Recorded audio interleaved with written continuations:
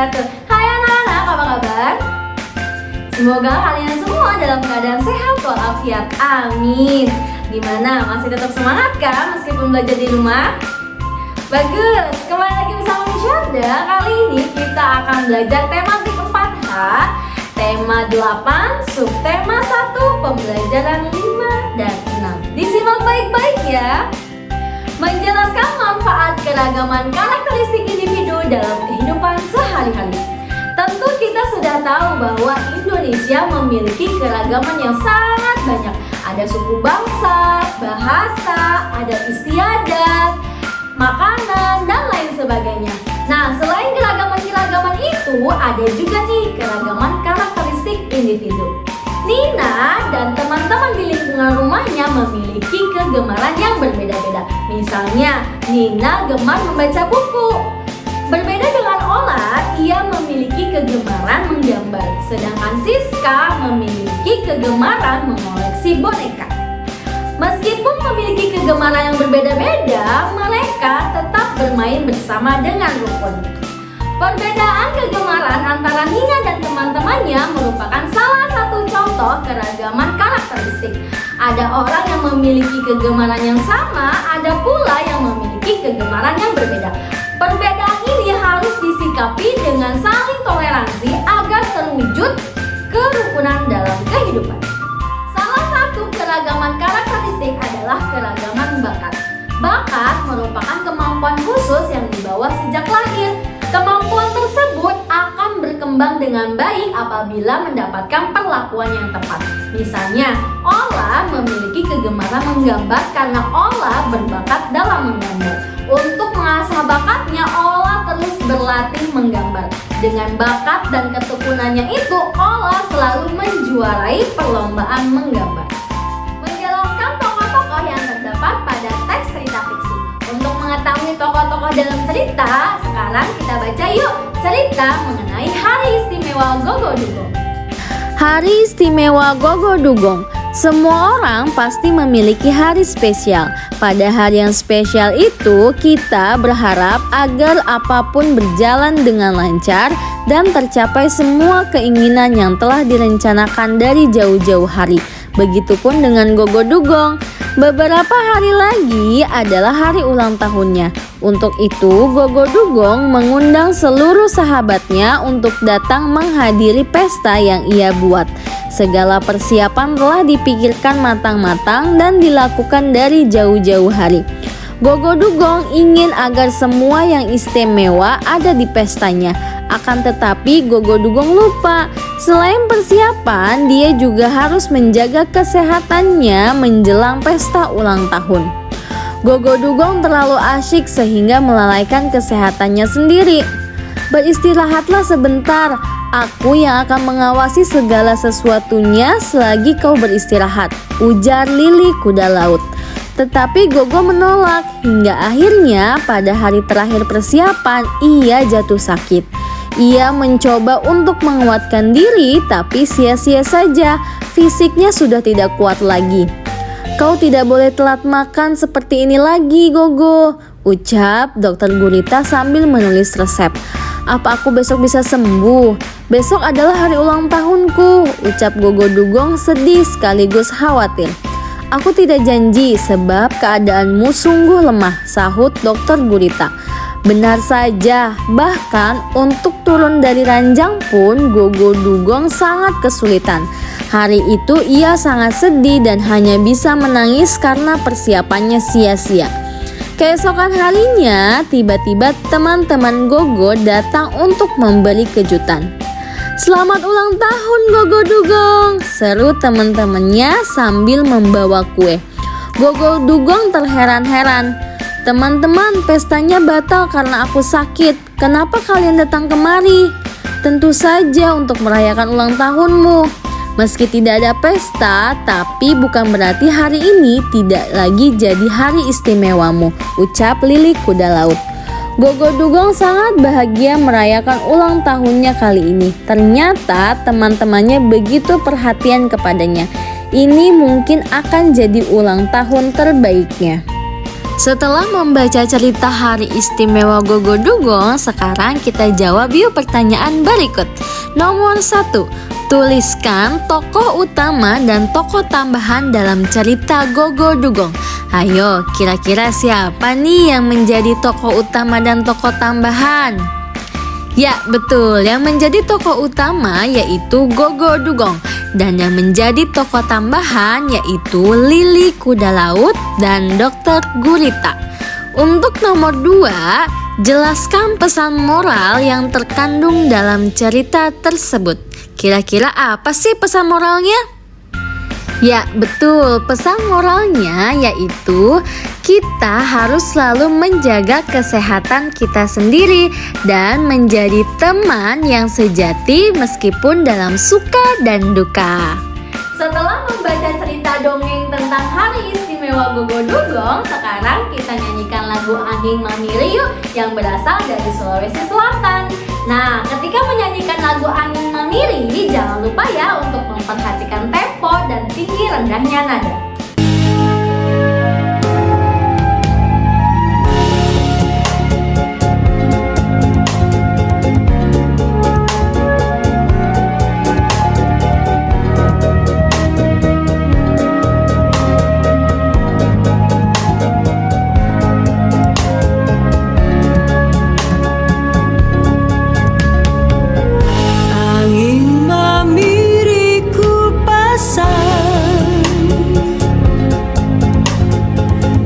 Ditujui tongtongana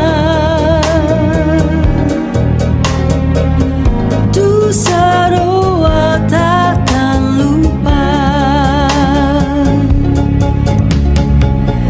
Batumi angin mamiri angin ngerang dingin-dingin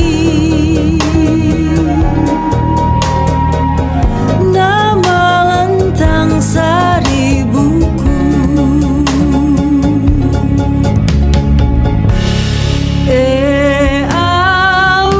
aule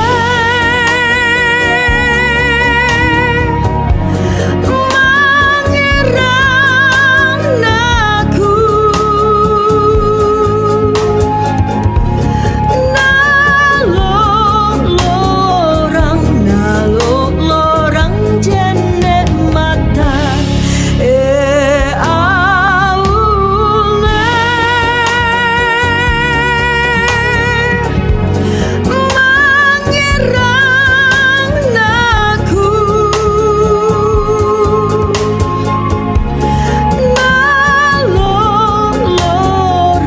nalok lorang jenek mata Setiap perayaan Hari Jadi Ibu Kota Jakarta tanggal 22 Juni, warga setempat selalu menyelenggarakan acara untuk memeriahkan hari ulang tahun Ibu Kota Jakarta. Nina dan teman-teman di lingkungan tempat tinggalnya berniat menggelar pentas seni dengan membuat sebuah drama musikal.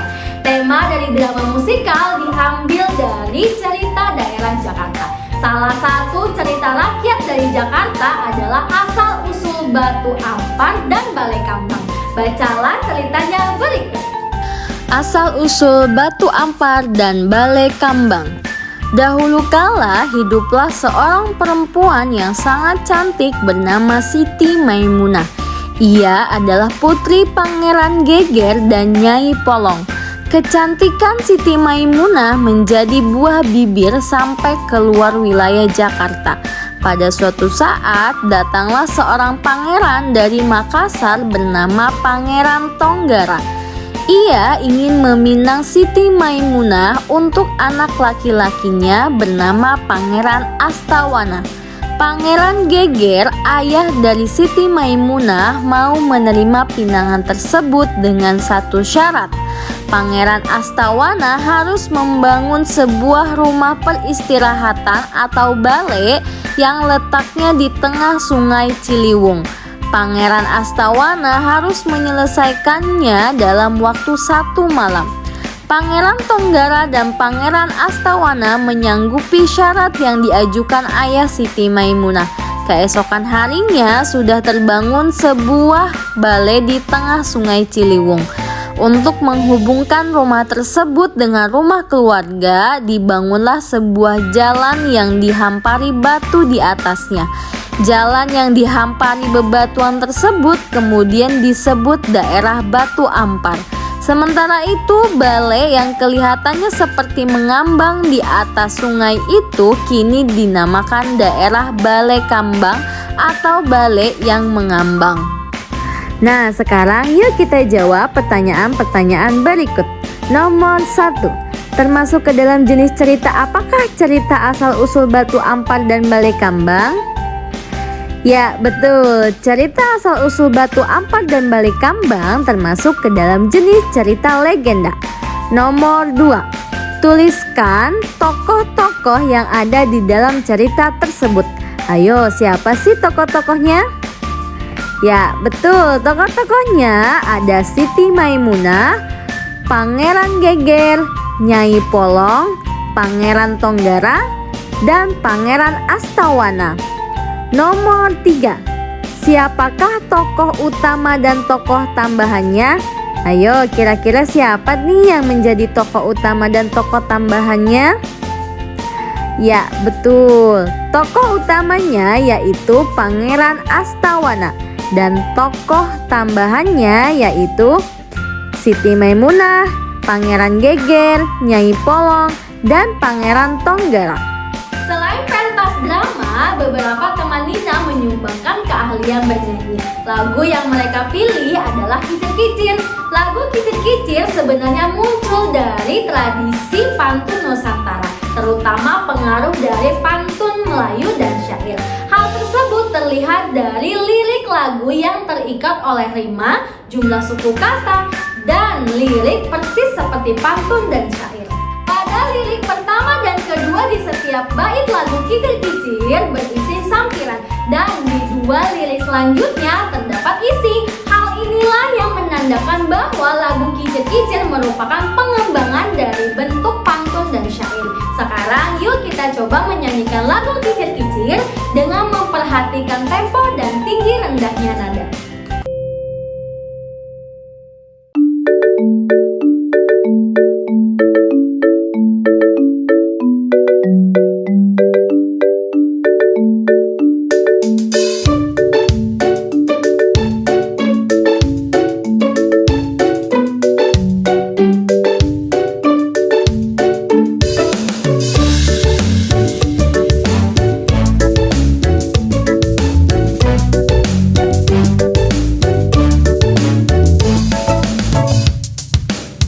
Kicir-kicir ini lagunya, lagu lama ya Tuan dari Jakarta. Saya menyanyi ya Tuan memang sengaja untuk menghibur hati nan duka. Burung dara, burung merpati, terbang cepat ya Tuan tiada tara.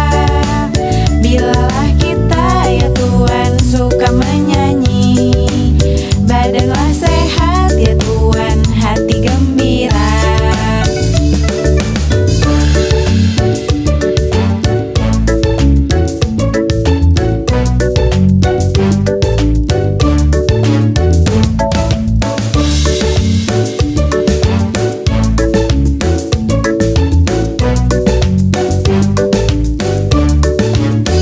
Buah mangga enak rasanya, si mana lagi ya Tuan paling ternama. Siapa saya ya Tuan rajin bekerja, pasti menjadi warga berguna.